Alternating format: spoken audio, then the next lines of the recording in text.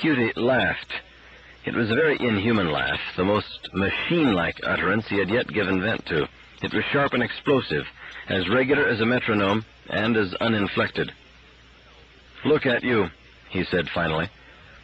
"I say this in no spirit of contempt, but look at you.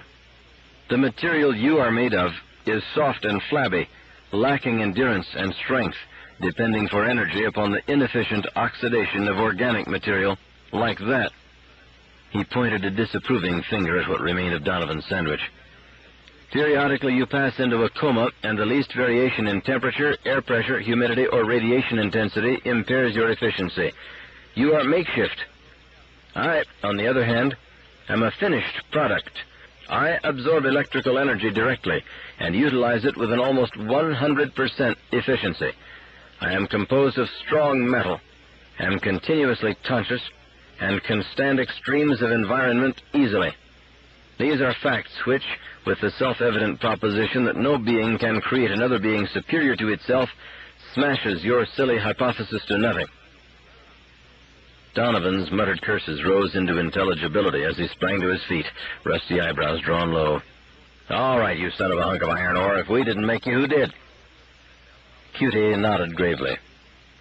"Very good, Donovan. That was indeed the next question. Evidently my creator must be more powerful than myself, and so there was only one possibility." The Earthmen looked blank, and Cutie continued. "What is the center of activities here in the station? What do we all serve? What absorbs all our attention?" He waited expectantly. Donovan turned a startled look upon his companion. "I'll bet this tin-plated screwball is talking about the energy converter itself." "Is that right, Cutie?" grinned Powell. "I am talking about the master," came the cold, sharp answer. It was the signal for a roar of laughter from Donovan, and Powell himself dissolved into a half-suppressed giggle.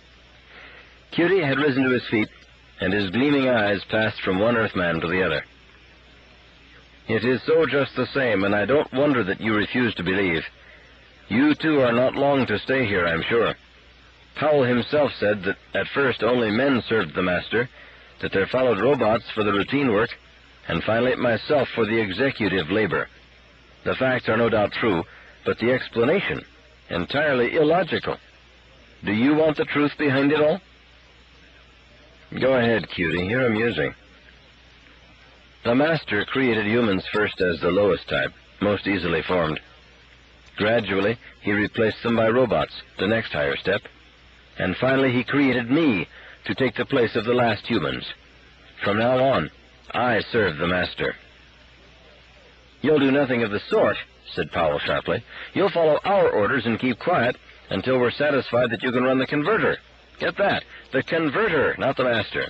If you don't satisfy us, you will be dismantled. And now, if you don't mind, you can leave and take this data with you and file it properly." Cutie accepted the graphs handed him and left without another word. Donovan leaned back heavily in his chair and shoved thick fingers through his hair. "There's going to be trouble with that robot. He's pure nuts." The drowsy hum of the converter is louder in the control room, and mixed with it is the chuckle of the Geiger counters and the erratic buzzing of half a dozen little signal lights. Donovan withdrew his eye from the telescope and flashed the lux lights on. "The beam from station number 4 caught Mars on schedule. We can break ours now." Powell nodded abstractedly. "Cutie's down in the engine room. I'll flash the signal and he can take care of it.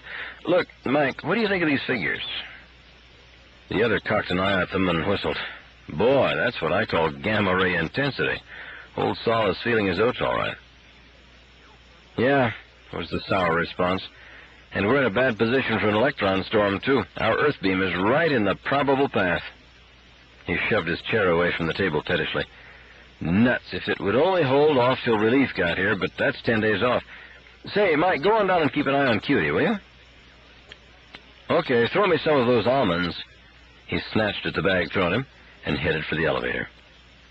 It slid smoothly downward and opened onto a narrow catwalk in the huge engine room.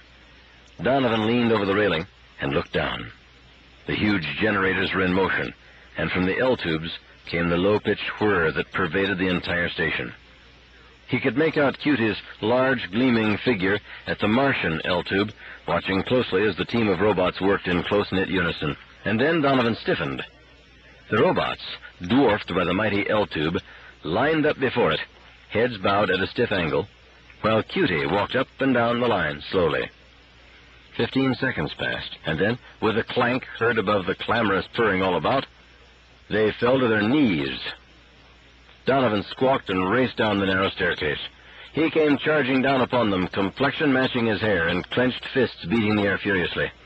"What the devil is this, you brainless lumps? Come on, get busy with that L-tube. If you don't have it apart, cleaned, and together again before the day is out, I'll coagulate your brains with alternating current." Not a robot moved. Even Cutie at the far end, the only one on his feet, remained silent, eyes fixed upon the gloomy recesses of the vast machine before him. Donovan shoved hard against the nearest robot. "Stand up," he roared. Slowly the robot obeyed, his photoelectric eyes focused reproachfully upon the Earthman. "There is no master but the master," he said, "and QT1 is his prophet." Huh? Donovan became aware of 20 pairs of mechanical eyes fixed upon him, and 20 stiff-timbered voices declaiming solemnly, "There is no master but the master, and QT1 is his prophet." "I'm afraid," put in Cutie himself at this point, "that my friends obey a higher one than you now." "The hell they do. You get out of here. I'll settle with you later and with these animated gadgets right now." Cutie shook his heavy head, slowly. "I'm sorry, but you don't understand. These are robots, and that means they are reasoning beings. They recognize the master now that I have preached truth to them. All the robots do. They call me the prophet." His head drooped.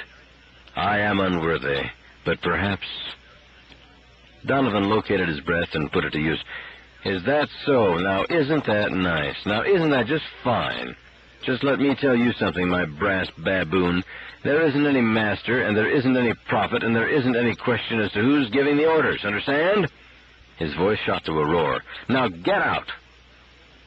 "I obey only the master." "Damn the master!" Donovan spat at the L-tube. "That for the master. Do as I say."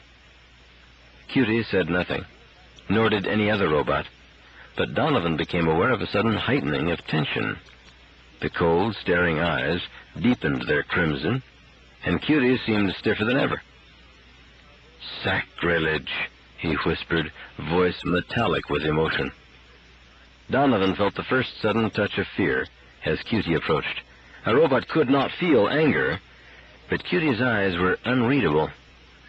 "I am sorry, Donovan," said the robot, "but you can no longer stay here after this.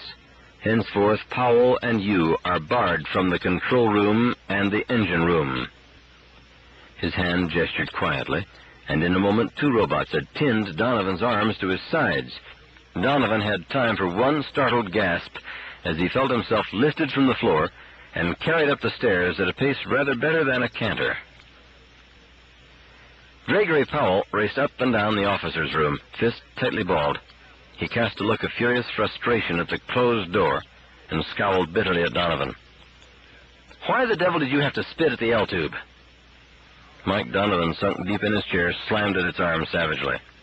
"What did you expect me to do with that electrified scarecrow? I'm not going to knuckle under to any doojigger I put together myself." "No," came back sourly, "but here you are in the officer's room with 2 robots standing guard at the door. That's not knuckling under, is it?" Donovan snarled. "Wait till we get back to base. Someone's going to pay for this. Those robots must obey us. It's the second law."